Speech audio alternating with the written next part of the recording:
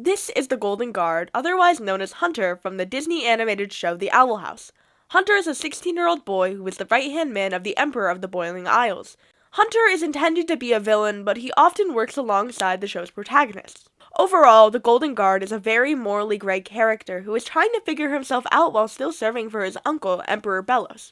Hunter has a lot of issues that the show began to explore in its first half of season 2, like how he's possibly a clone. Today we're going to analyze what's wrong with him psychologically.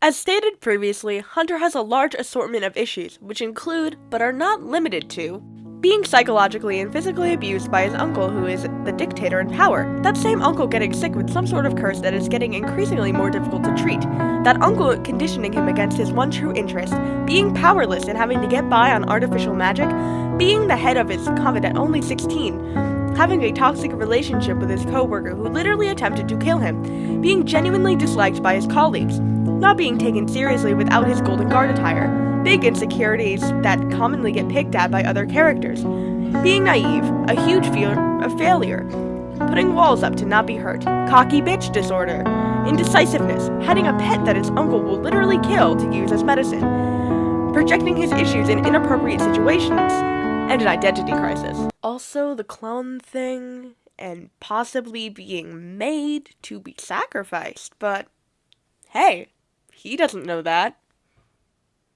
Yet. There's plenty of perspectives these issues could be filtered through, but for now we're going to focus on only 3 of them.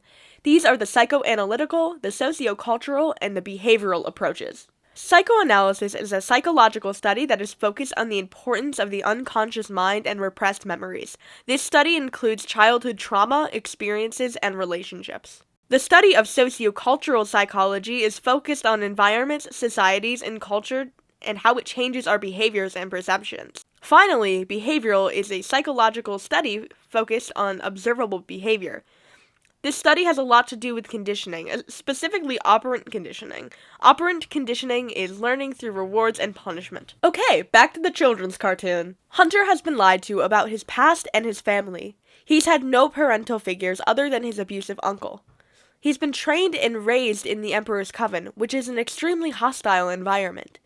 An example of its toxicity is that Hunter has a co-worker by the name of Kikimora, who is so stressed out about being replaced by Hunter and how she herself is not the Coven leader, that she literally tried to kill Hunter over it.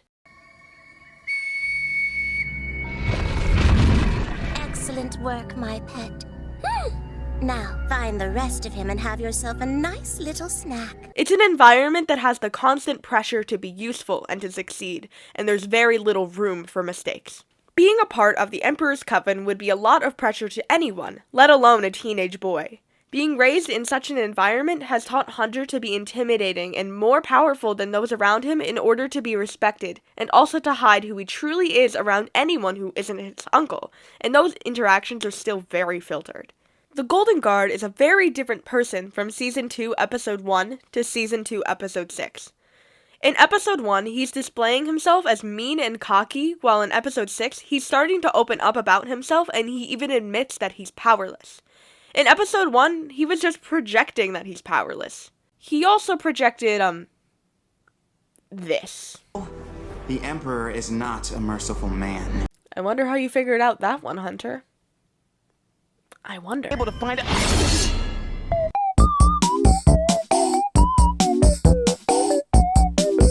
Hunter is constantly operantly conditioned by his uncle over many things, but the primary thing that Hunter is conditioned to believe is that all wild magic is bad and can only cause harm. An example of this is when Belos says this in the first scene of Episode 6. Our family is gone because of wild magic. I can't let the same happen to you. Also, Belos' entire ideology as a dictator is based against the idea of wild magic, and that magic needs to be controlled. This wouldn't be so important if Hunter wasn't explicitly interested in wild magic. He expresses his interest with Luce, and he looks genuinely interested and even excited to be talking about it. There are countless other ways that Hunter has been conditioned, including his perception of failure. Those in the Emperor's Coven who fail receive incredibly harsh punishments, and Hunter is no exception. In fact, he may have it worse. I might be able to find a... My apologies. I spoke out of turn. It won't happen again. That's rough, buddy. From the way that Hunter reacts to Belos afterwards and in scenes where Belos nearly touches him, this seems like a common occurrence. Please, be careful.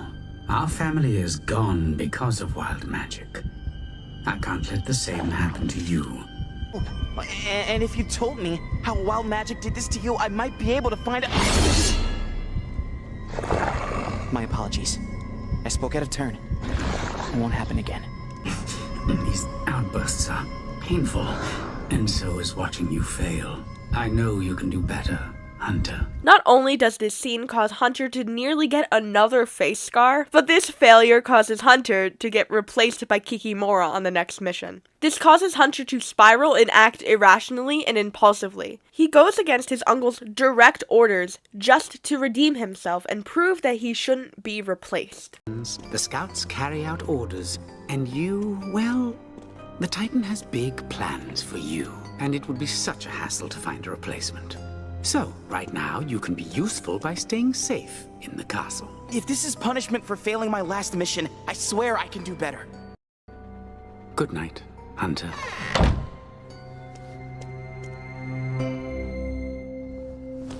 Hunter is already a very goal-driven character, which has been proved by these few scenes. Excuse me, sorry.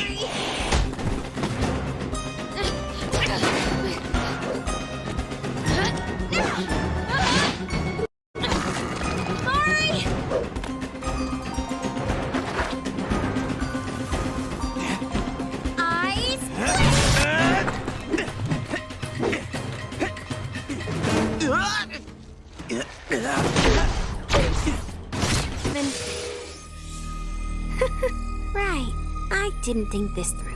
Again. So you're really gonna do this? You're just gonna hand all these innocent little guys over to Belos? In Season 2, Episode 9, he becomes even more goal-driven, but he's become messy and unclear. He's making mistakes and picking fights that just aren't worth it. He's even projecting his own problems onto the character Amity, not in a manipulative way, but in a way where he's trying to feel better and less alone in his own situation. Hunter and Kikimora are genuinely mentally struggling in this episode, and they're trying their best to prove that they're better than the other and deserve the attention and praise from the Emperor. And then this happens. Don't worry. I won't pick a fight. There's no Titan blood. Then why are you digging? Oh, it's simple, really. Belos needs Titan blood to make a new portal key. Can't get to the human realm without it. There's blood in the key? Since I failed my last mission, I thought, hey, a chance to make up for it. But I can't go back empty-handed. Not again. Long story short, this is my grave. Want me to make you one too? This is really bumming me out. That's just life, Red. Everyone has a use. And if you don't, bye-bye. Yep. Yeah. Hunter would rather die than fail Belos again. He's so aware of how horrible the punishment will be for first going against the Emperor's orders and second, failing, that he would rather be buried alive.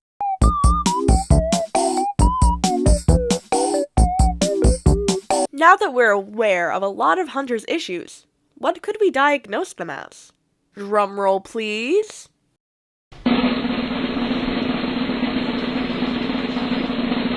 Bipolar disorder. Bipolar disorder is a mental illness with episodes of mood swings, or what the DSM-5 describes as the modern understanding of the classic manic depressive disorder. There are two different sets of symptoms when we talk about bipolar disorder: the manic episode symptoms and the depressive episode symptoms. Starting out with the manic episode symptoms from the DSM-5, 1. Inflated self-esteem or grandiosity. 2. Decreased need for sleep. 3. More talkative than usual or pressure to keep talking. 4. Flight of ideas or subjective experience that thoughts are racing. 5. Distractibility. 6. Increase in goal-directed activity. 7. excessive involvement in activities that have a high potential for painful consequences. Hunter has 5 of the manic episode symptoms, and to be diagnosed with bipolar, you have to have at least 3 of the manic episode symptoms. But you also must include the depressive episode symptoms as well. These are the symptoms that he displays. I can't help. If I just knew a little more. Listen, you're strong, and I'm tired. Huh, that was easy. When they're caught, you and I can take the Titan blood for ourselves. Stop talking like we're a team. We might as well be. The owl lady and her pet have nothing at stake, unlike us. You have no idea what you're talking. I was gonna say, you have no...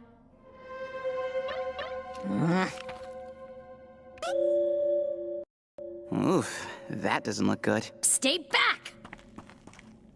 But what doesn't look good? Seems clear to me. Come back with results, or else you can figure out the rest. No, Luce wouldn't make that kind of threat. I'm an awesome girlfriend. Has she told you that? We have a lot in common, Blight. We're both trying to show what we can bring to the table. And we can't fail. Because there's nothing worse than disappointing someone who thinks you're special. Ancient witches used to mine the veins for Titan blood. They're not paying attention.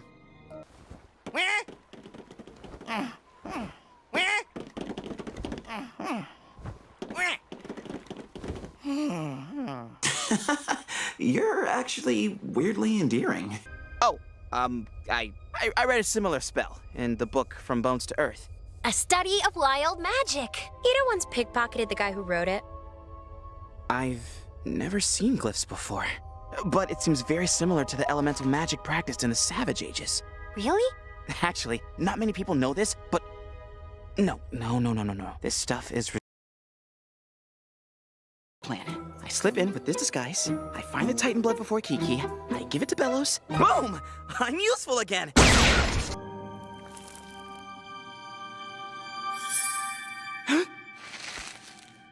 What are you... Oh, come on. Being nice usually works for Luce.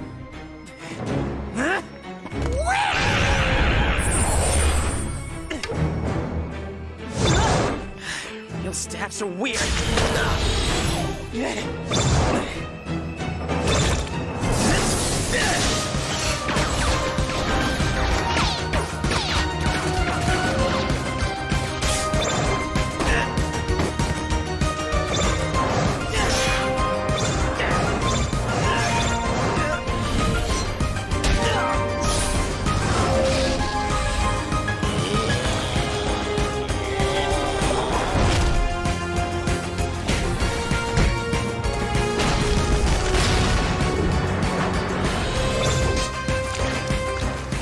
Really want to help? Then give me that key!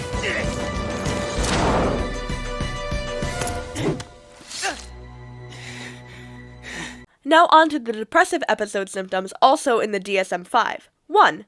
Depressed mood most of the day. Quick note, in children and adolescents, it could be an irritable mood.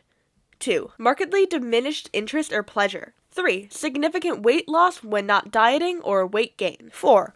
Insomnia or hypersomnia. 5.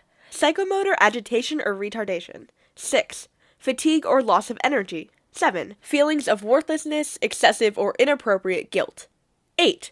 Diminished ability to think or concentrate, or indecisiveness. 9. Recurrent thoughts of death. In order to be diagnosed with bipolar disorder, it is required to have 5 or more of these symptoms, and Hunter has 6. These are the symptoms that he shows. If I ever see that human again, Watch it. well, at least I'm not delusional enough to think I can turn into a harpy. Hey, come on. Give it a rest, you two. Yeah, listen to your rat. Man, Kikimora must hate you. Whoa, I haven't been outside Bonesboro that much. Letissa is so cool. Wait! Where are you going? Hey man, I just saved your life. The least you could do is tell me your name.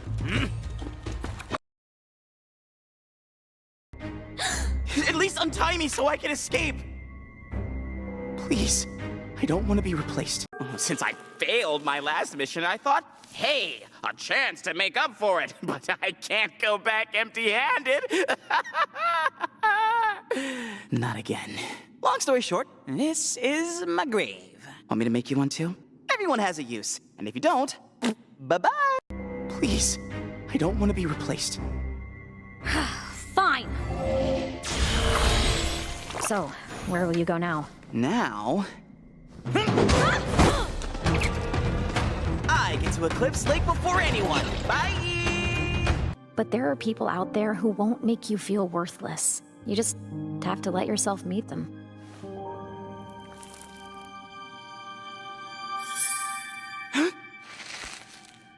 What are you...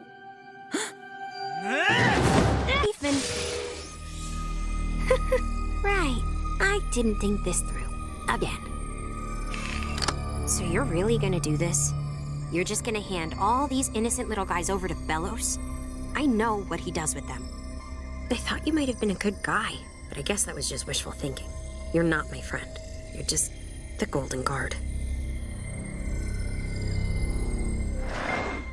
My name is Hunter.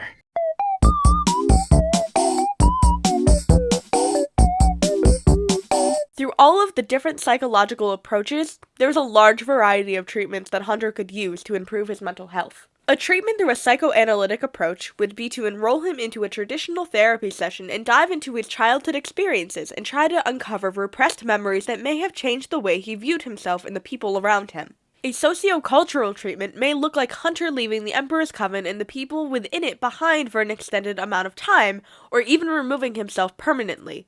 Time away from such a toxic environment may help him see the world as more than just proving your own worth. And finally, a behavioral treatment may be having Hunter give himself rewards for breaking cycles of negative thoughts about himself and his self-worth, and actively make an effort to change some of his less favorable behaviors. Hunter from the Owl House is a beautifully complex character. He has quite a lot of flaws, but deep down he just wants to help the people around him, despite not knowing how to help himself. He's only 16 in a stressful position and an awful environment that has caused him to have quite a few of his problems. Hunter's story brings a lot of good conversations to the table regarding mental health, and brings these issues into a new light in a digestible way to audiences of nearly all ages. But also, this book